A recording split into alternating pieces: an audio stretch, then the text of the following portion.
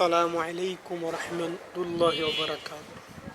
সম্মানিত দর্শক শ্রোতা, আমি আপনাদের সামনে সূরা আল বাকারার 51 নম্বর আয়াত পর্যন্ত আমার ভিডিওতে অর্থ সহকারে আমি দিয়েছি। এখন আমি 51 নম্বর আয়াত শেষে 52 নম্বর আয়াত থেকে আবার অর্থ সহকারে আপনাদের সামনে তেলাওয়াতের আশা করছি। আমা তৌফিকি ইল্লা বিল্লাহ। أعوذ بالله من الشيطان الرجيم. بسم الله الرحمن الرحيم. ثم عفونا عنكم من بعد ذلك لعلكم تشكرون. এরপর আমি তোমাদেরকে ক্ষমা করে দিয়েছি, আশা করা গিয়েছিল তোমরা কৃতজ্ঞতা আদায় করবে।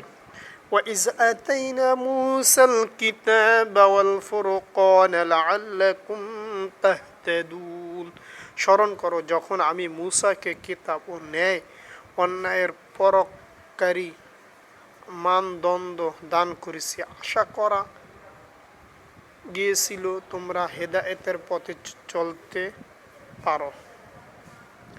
وإذ قال موسى لقومه يا قوم إنكم ظلمتم أنفسكم باتخاذكم العجل فتوبوا إلى بارئكم فاقتلوا أنفسكم ذلكم خير لكم عند بارئكم فتاب عليكم إنه هو التواب الرحيم।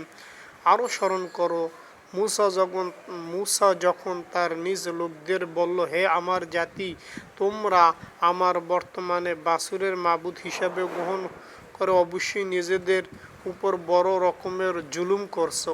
এজন্য অবিলম্বে তোমরা তোমাদের সৃষ্টিকর্তার দরবারে তওবা করো এবং তোমাদের নিজেদের শিরকের অভিশপ্ত নফসমূহকে হত্যা করো। এর মাঝি সৃষ্টিকর্তার কাছে তোমাদের জন্য কল্যাণ রয়েছে। অতঃপর আল্লাহ তাআলা তোমাদের উপর ক্ষমা প্রবণ হবেন, অবশ্যই তিনি ক্ষমাশীল ও অনুগ্রহকারী। وَإِذْ قُلْتُمْ يَا مُوسَى لَن نُّؤْمِنَ لَكَ حَتَّى نَرَى اللَّهَ جَهْرَةً فَأَخَذَتْهُمُ الصَّاعِقَةُ وَأَنْتُمْ تَنْظُرُونَ।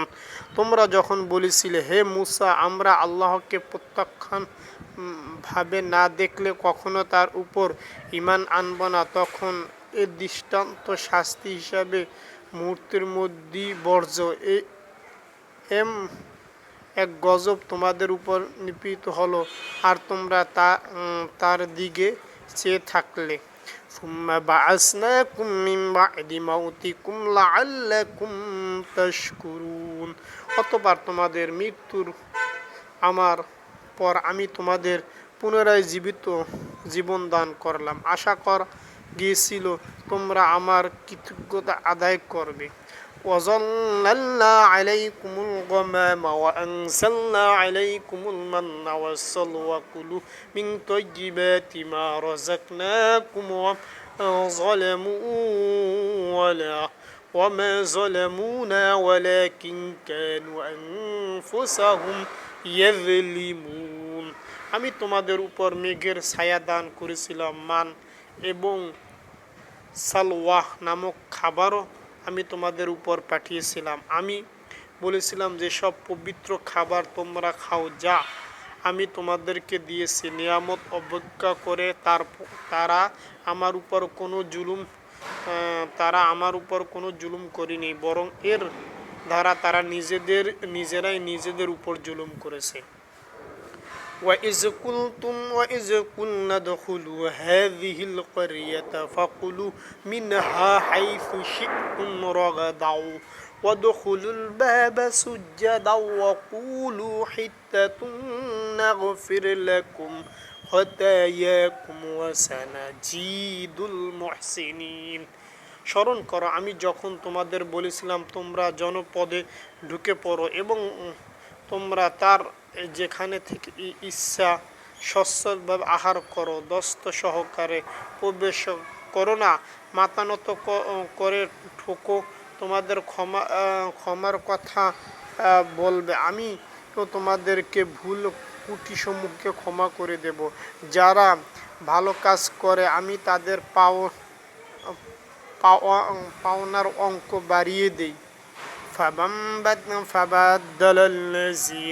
فبدل الذين ظلموا قولا غير الذي قيل لهم فأنزلنا على الذين ظلموا رجزا من السماء بما كانوا يفسقون। সুস্পষ্ট হেদায়েতের সত্য অতঃপর জালেমরা এমন কিছুর ব্যাপারে রদবদল করে ফেলল যা না করার জন্য তাদের বলা হয়েছিল। যারা জুলুম করলো তাদের উপর আমি আসমান থেকে গজব নাজিল করলাম। মূলত এটা ছিল তাদের গুনাহর ফল।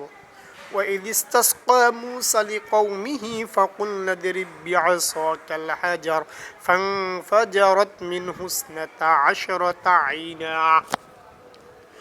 স্মরণ করো যখন মূসা আমার কাছে তার জাতির লোকদের জন্য পানি চাইল, আমি তাকে বললাম তোমার লাঠি দিয়ে তুমি এই পাথরে আঘাত করো। আঘাত করা মাত্রই তা থেকে 12টি পানির নহর উৎপন্ন হয়ে গেল। قد علم كل أناس مشربهم كلوا واشربوا من رزق الله ولا تعثوا في الأرض مفسدين। প্রত্যেক গোত্রী নিজেদের পানের ঘাট চিনে নিল। আমি বললাম আল্লাহর দেয়ার রিজিকের থেকে তোমরা পানাহার করো, তবে জমিনে বিপর্যয় সৃষ্টি করো না।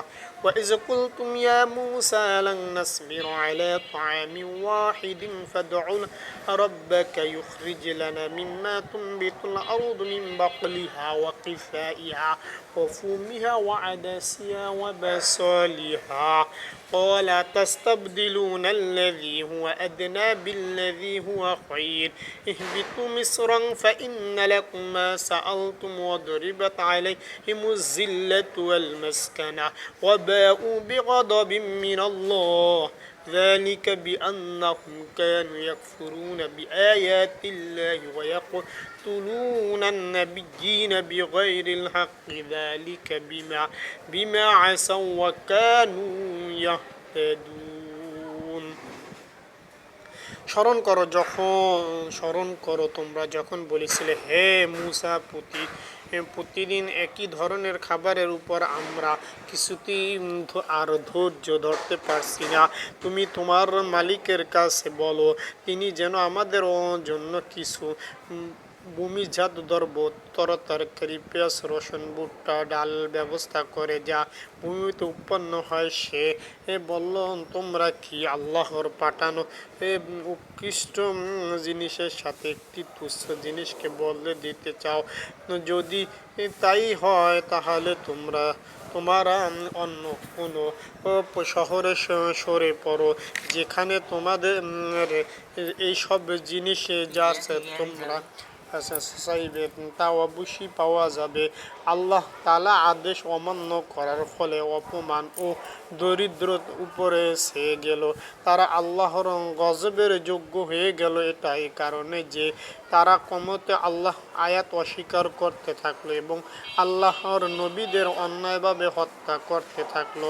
আর এইসব কিছু এজন্যই ছিল এরা নাফরমানি ও সীমা লঙ্ঘনকারী ছিল। 61 নম্বর আয়াত।